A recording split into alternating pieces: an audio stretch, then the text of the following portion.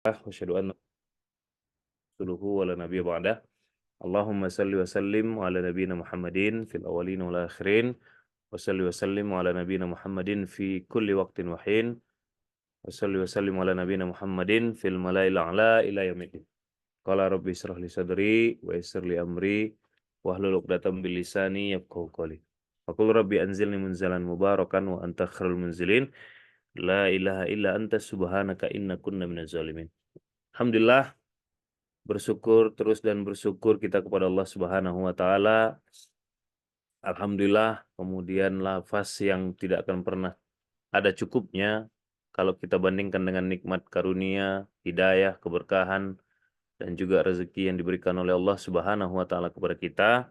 Alhamdulillah adalah seringan-ringan syukur kita sebagai hamba kepada Allah Subhanahu wa taala.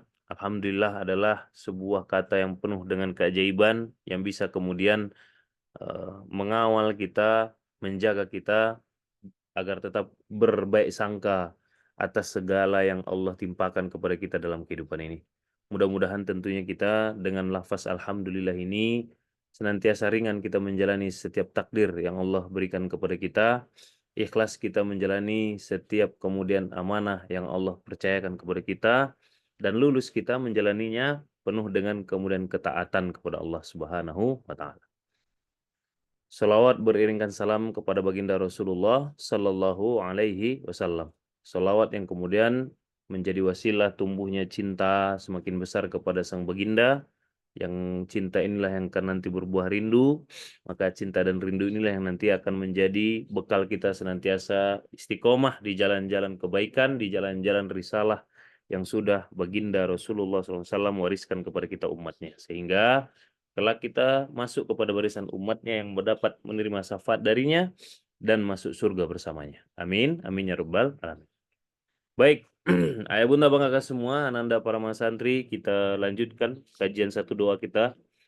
2 hari terakhir diisi oleh Abi Andika. Kemarin kalau tidak salah saya itu diisi oleh 4T ya, sebagai kemudian syarat dari kuatnya sebuah organisasi, kuatnya sebuah persaudaraan, kuatnya sebuah pasukan. Nah, kemarin dibahas adalah 4T. Apa itu 4T? Ta'aruf ya, ta'aruf, tajawur, ya ta'awun dan takaful.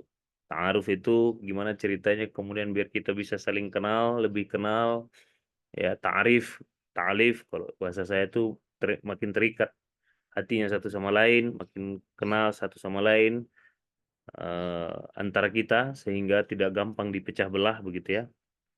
Ya, tajawur saling berkunjung, kebersamaan saling mengingatkan, ya, ta'awun ya saling menolong, jangan jalan sendiri, jangan cari menang sendiri, jangan juga bereskan urusan sendiri. Bereskan urusan sendiri tentu iya, tapi setelah beres urusan sendiri bukan kemudian bodoh amat dengan urusan orang lain, gitu ya. Maka saling tolong menolong, ya bukan fastabiqul khairat ya, tapi ta'awanu 'alal birri wat taqwa ya. Kalau fastabiqul khairat itu kita dengan yang kafir begitu. Ya, jangan sampai kita kalah kebaikannya dibanding orang-orang yang tak bertuhan ibarat kata gitu ya. Nah, tapi kalau sesama kita, saudara seiman, hendaklah kemudian fastabiqul khairat hukumnya, tapi hukumnya adalah ta'awanu 'alal birri wat taqwa, saling tolong-menolong dalam kebaikan dan ketakwaan. Dan terakhir takaful. Takaful itu apa? Saling backup, saling cover. Ya, jadi kalau ditanya, kalau orang nanya ke saya, apalagi misalkan SPA baru gitu, di Masjid Muslim Bilioner tuh ada BPJS nggak sih, di cover nggak sih BPJS? Nah, maka saya bilang kita nih di atas BPJS gitu. Apa? Takaful. Apa tuh takaful? Kita cover. Kau kenapa? BPJS itu kan nggak sampai kemudian di cover mencarikan jodoh gitu nggak kan? Nah, nah maka di di MMB itu di atas BPJS, nah, spesiesnya. Nggak ada di BPJS spesiesnya. Apa itu? Takaful, begitu ya. Nah, kita cover di setiap sisi kehidupan yang butuh di-cover. Nah, begitulah kira-kira ya konsepnya. Karena begitu konsep yang diajarkan oleh baginda Rasulullah Shallallahu Alaihi Wasallam.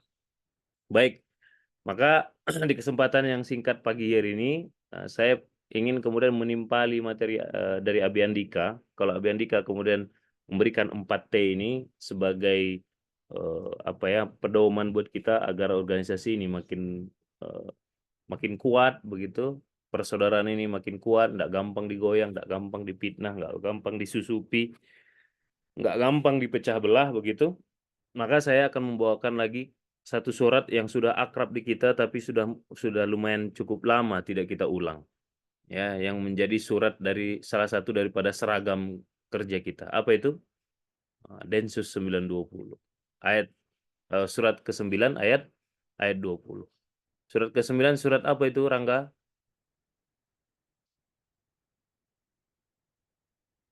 Surat ke-9 surat apa itu? Iya kan, bajunya udah kayak zebra cross kan? Nah, apa? Oh, At-Taubah. Saya pura-pura dengar aja, nggak dengar sebenarnya. Surat At-Taubah ayat 20. Apa bunyinya? Nah, coba apa bunyinya? A'udzubillahi minasyaitonirrajim. Alladzina amanu wa hajaru wa jahadu fi sabilillahi bi amwalihim wa anfusihim a'dhamu darajatan indallah wa ulaika humul faizun. Ya.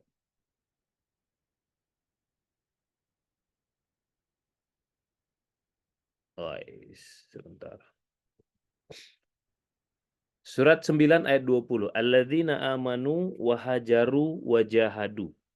Maka kata kunci di awalnya adalah mereka-mereka yang believe, ya, wahajaru, yang yang senantiasa kemudian hijrah lebih baik daripada sebelumnya wajahadu, yang kemudian bersungguh-sungguh. Maka yang pertama believe. Nggak mungkin kemudian satu sama lain bisa 4T kalau nggak saling percaya. Nggak ada satu kepercayaan yang sama dan tidak saling percaya satu sama lain. Jadi gimana? Tidak kemudian punya kepercayaan yang sama dan tidak percaya satu sama lain. Maka mustahil itu ta'aruf, mustahil itu ta'awun, mustahil itu takaful. Ya, mustahil itu 4T itu bisa dilakukan. Kalau tidak ada satu kepercayaan yang sama dan percaya satu sama lain. Ya kan? Kalau kemudian satu organisasi itu tidak percaya dengan visi Masjid Muslim Bilioner gitu. Mustahil itu orang-orang Masjid Muslim Bilioner itu 4T. Dan kalau kemudian satu sama lainnya, misalkan pilar Baitul Quran tidak percaya dengan Baitul Mal tidak percaya dengan Baitul Muamalah gitu. Mustahil itu bisa kemudian mempraktekkan 4T. Sama, kalau bapak ibu, ayah bunda di rumah, mustahil itu bisa tak 4T antara suami istri, 4T antara adik kakak, 4T antara orang tua dan anak, kalau kemudian tidak punya visi yang sama di keluarganya. Si ibu mau kemana, si bapak mau kemana. Anaknya mau apa, emaknya mau apa. Abangnya mau kemana, adiknya mau kemana. Nggak akan bisa 4T. Nggak akan bisa tahun satu sama lain gitu. Nggak akan bisa. Apalagi takaful, saling backup. Mustahil. Orang percayanya aja beda kok. Yang dipercaya beda. Udah gitu nggak percaya satu sama lain. Ya kan? Nah, maka kelanjutan dari materi Abi Andika kemarin, kalau kita mau mempraktekkan itu, coba kita cek dulu. Udah enggak belum kita satu visi, satu kepercayaan, satu belief yang harus kita gapai itu udah belum? Gitu. Ya kan? Nah, untuk para leader misalkan, udah belum leader sama timnya udah satu visi untuk bulan ini gitu. Visi leadernya bulan ini, visi jangka pendeknya bulan ini misalkan di divisinya A. Ternyata yang ditahu atau kemudian yang dibenak daripada timnya Z, ya enggak bisa. Begitu kemudian saling jalan hari-harinya, enggak saling backup, enggak saling tolong, enggak saling pengertian, ya wajar. Wong tujuannya enggak sama kok, beliefnya enggak sama, sehingga enggak percaya satu sama lain. Sama nih, anak-anak para mas santri, udah sama belum visinya sama ayah? Udah sama belum visinya sama abi? Visi ayah sama abi apa? Sispak, santri siap pakai. Nah, antum udah sama nggak beliefnya sama sispak? Kalau belum sama, ya nggak bakal bisa. Saling backup tuh nggak akan bisa. Saling pengertian tuh nggak akan bisa. Nggak akan ngerti-ngerti gitu. Nggak akan ngerti-ngerti yang dimaksud sispak tuh. Mengemban amanahnya itu tetap dengan penuh keluhan, tetap dengan penuh tanda tanya, tetap dengan penuh ngedumel dalam hati gitu. Nggak akan sinkron. Kenapa? Karena beliefnya antara saya sama santri nggak sama. Ya nggak akan ngerti juga santrinya. Ayah kasih kemudian amanah, saya kasih pressure yang sangat tinggi begitu. Santrinya nggak akan ngerti kenapa dia di pressure. Kenapa? Orang tujuan saya sispak, tujuan santrinya tidak sispak. Ya nggak bisa. Ya kan? Maka beliefnya dulu. Maka santrinya pun nggak akan percaya sama saya. Sayanya susah juga percaya sama santrinya. Ya kan? Udahlah nggak punya satu kepercayaan yang sama dan tidak bisa percaya satu sama lain. Oke?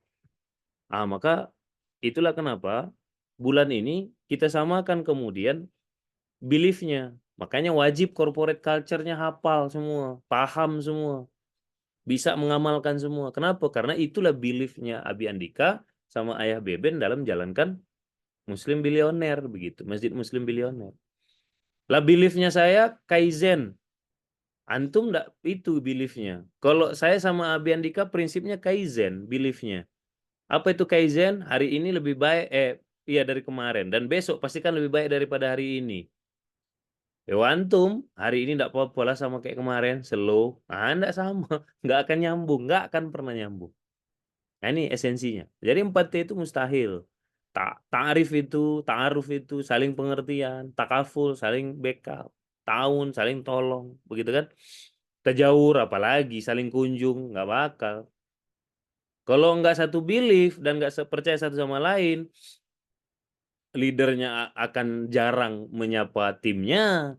Timnya kalau ada masalah nggak bakal cerita ke leadernya. Kenapa? Wong nggak saling percaya. Nggak mungkin tuh. Jauh itu 4T itu. Oke? Nah ini ayat kita nih. Ayat Densus 920 nih. Ada seragam kita Densus 920 kan. Nah, maka beliefnya dulu. Oke? Setelah beliefnya apa? Wahajaru. Wahajaru ini apa? Shift. Berpindah. Senantiasa berpindah. Nah, kalau di corporate culture kita, ini adanya di working culture. Apa itu? Kaizen. Senantiasa memperbaiki diri. Walaupun dikit, tapi continue. Every single day, ada terus perbaikannya. Ya kan? Nggak apa-apa dikit, tapi continue terus. Every day, berubah. Ada terus perubahan. Ya kan? Ada terus perubahan.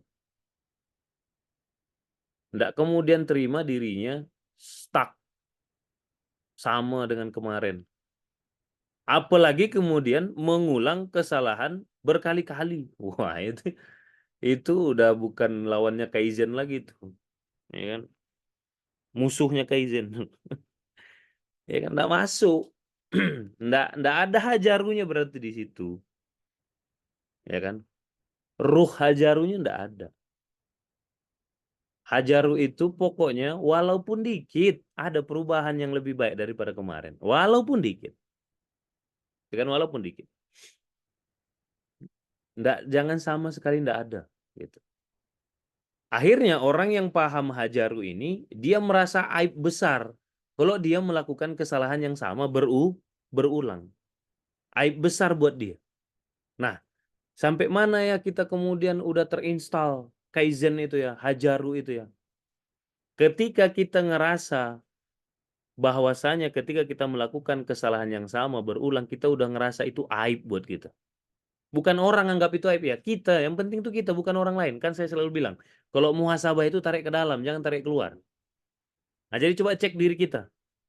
Bapak Ibu misalkan. Kalau kemudian Bapak Ibu, ayah bunda mengulang kesalahan yang sama di rumah tangga, mengulang kesalahan yang sama di kerjaan, mengulang kesalahan yang sama dalam mendidik anak misalkan. Terus tidak ada terbersit dalam hati. Kalau itu, aduh, aib banget sih gue nih. Masa ini lagi sih yang gue lakuin. Kok kesalahan ini lagi yang gue ulang. Kalau belum ada rasa itu dalam hati, maka belum masuk kemudian esensi hijrah itu dalam hati kita. Tapi kalau udah ada penyesalan, duh ya Allah, kok gini amat ya, gua kan kemarin udah ngelakuin kesalahan yang itu. Kok hari ini terulang lagi sih? Nah, udah ada penyesalan itu, ya itu udah lumayan tuh. Udah mulai terinstall tuh. Ya kan? Udah mulai terinstall, kemudian esensi daripada hijrah. Senantiasa lebih baik, walaupun sedikit demi sedikit, terus lebih baik, terus lebih. Lama-lama banyak, lebih baiknya. Amanu wahajaru wajahadu. Nah, wajahadu, sungguh-sungguh. Nah, jahadu ini kan dibagi kepada tiga. Apa itu? Jahadu ini tiga bagian. Satu, ijtihad dulu. Yang kedua, baru jahadu itu sendiri, jihad gitu kan. Yang ketiga, mujahadah. Ijtihad itu apa? Nggak akan ada orang yang sungguh-sungguh kalau nggak diawali dengan ijtihad. Apa tuh ijtihad? Persiapan, bikin planning. Bikin planning. Bikin perencanaan. Maka mustahil orang bilang, aku sungguh-sungguh bang. Manalah perencanaannya? Ada bang, udah kupikirkan. Pokoknya mau eksekusi langsung nih. Nggak. Rumusnya jahadu itu tiga. Ijtihad, jihad, wa mujahadah. Apa itu ijtihad? Persiapan, perbekalan, perencanaan. Itu ijtihad.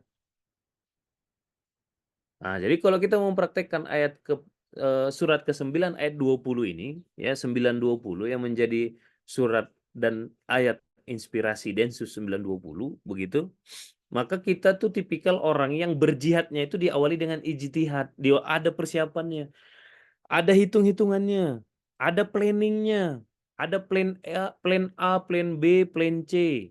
Plan A tuh ada begini, ada targetnya yang jelas, ada things to do yang jelas, ada timeline yang jelas, ada angka yang harus dicapai yang jelas. Sehingga bisa diukur. Ingat, segala strategi dan kelakuan yang nggak bisa diukur nggak bakal bisa diatur. Ya kan? Kalau kemudian nggak bisa diukur sama kita, gimana kita mau ngaturnya? Nggak mungkin. Maka biar kita bisa atur strategi kita, biar kita bisa atur kemudian setiap aksi kita, setiap kerjaan kita, setiap amanah yang kita pegang yang akan kita kerjakan, pastikan bisa diukur. Kalau mau bisa diukur, ada perencanaannya. Ada hitung-hitungannya. Ada angka yang jelas harus dicapai. Apa yang harus dijalani, kapan waktu mulai, kapan waktu maksimal selesai, kapan dievaluasi, kapan diulang lagi. Wah, itu harus lengkap tuh. Makanya saya tidak terima biasanya kalau tidak ada itu. Harus ada itu, clear dulu baru gasken gitu loh. Nggak bisa main gasken. Iya, gasken itu bagian jihadnya. Sebelum gaskennya apa? Siapkan kan gitu. Siapin dulu ijtihad. Nah, ijtihadnya udah komplit, udah lengkap, udah tajam, baru jihadnya terarah pasti. Pasti terarah jihadnya.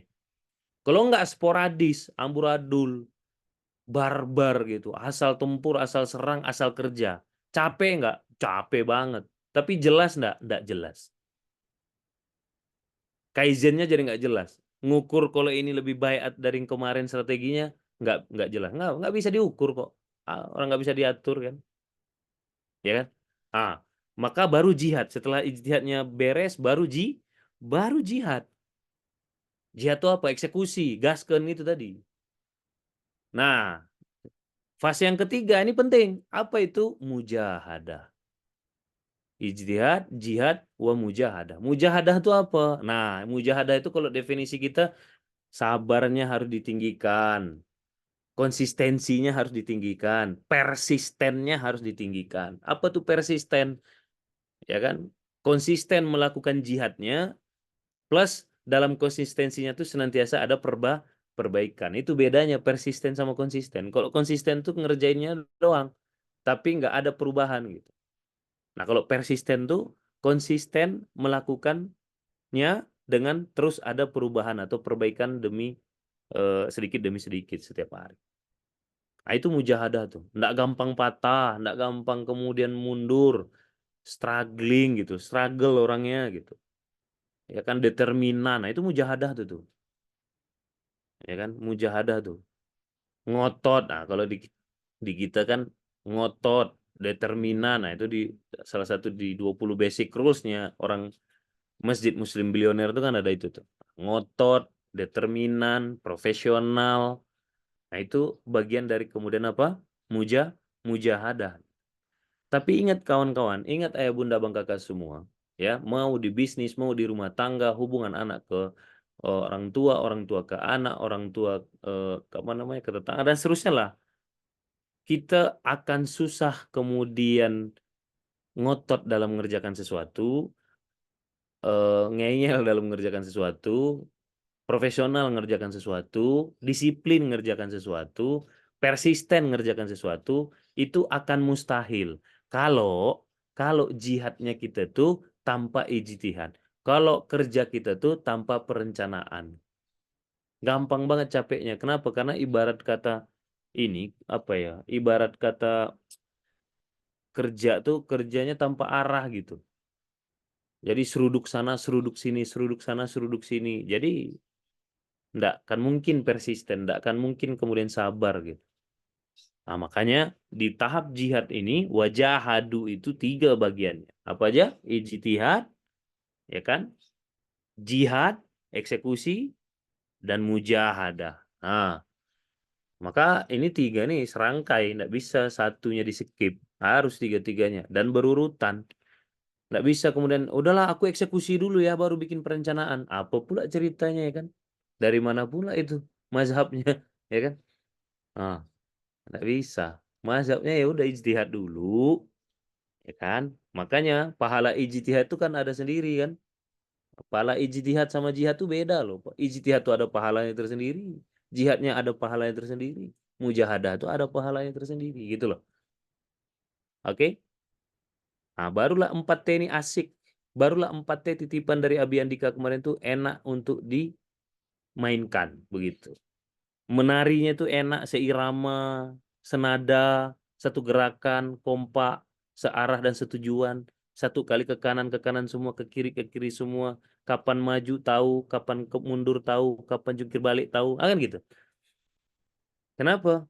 Karena 4T-nya itu dibungkus dengan amanu, belief-nya. Satu kepercayaan yang sama dan percaya satu sama lain. Wahajaru, semuanya punya ruh, pengen lebih baik. Walaupun dikit tapi lebih baik hari demi hari. Yang ketiga, semuanya punya tipe jahadu yang sama. Diawali dengan ijtihad yang jelas, jihad yang gasken, mujahadah yang kuat. Barulah kemudian 4T itu bergoyang dia, menari dia seindah-indahnya, ya kan?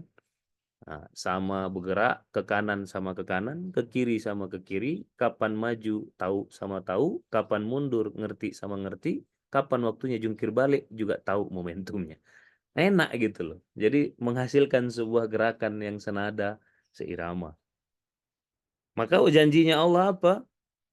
Ya kan? Janjinya apa? A'zamu darajatan indallah. Orang-orang yang seperti inilah yang akan mendapatkan a'zam, tempat paling agung, lebih agung. Azim itu agung, a'zam itu lebih agung. Alim itu tahu, a'lam itu lebih tahu. Gitu loh. Ya kan? Nah, ini a'zam, Allah kasih redaksinya a'zam bukan azim. Berarti apa? Lebih agung. Orang-orang kayak gini ini lebih agung posisi nanti. Artinya apa? Orang-orang yang lebih berkualitas. Pasti orang-orang berkualitas ya posisinya pasti lebih baik gitu. Dan ini di hadapan Allah, apalagi di hadapan manusia, di hadapan Allah udah ada azam, apalagi di hadapan manusia, enggak ada urusan lagi lah di hadapan manusia. Lewat udah semua kan gitu. Wa ulaika humul faizun. Dan mereka-mereka itulah orang-orang yang beruntung, pemenang, faizun. Mentalitasnya mentalitas pemenang. Mentalitas pemenang. Nah, jadi kalau bikin aksi tanpa strategi berarti bukan mentalitas pemenang. Camkan itu. Ya kan? Nah, semua divisi untuk orang MMB ini ya, semua pilar. Kalau antum biarkan kemudian pilar antum, divisi antum, unit antum melakukan segala sesuatunya dari strategi kerjanya dari kerjaan hariannya tanpa ijtihad, tanpa strategi, tanpa perencanaan, berarti itu mentalitasnya bukan mentalitas pemenang. Itu mentalitas pecundang. Antum biarkan kemudian di divisi antum lift dan nggak percaya satu sama lain, udah mentalitas divisi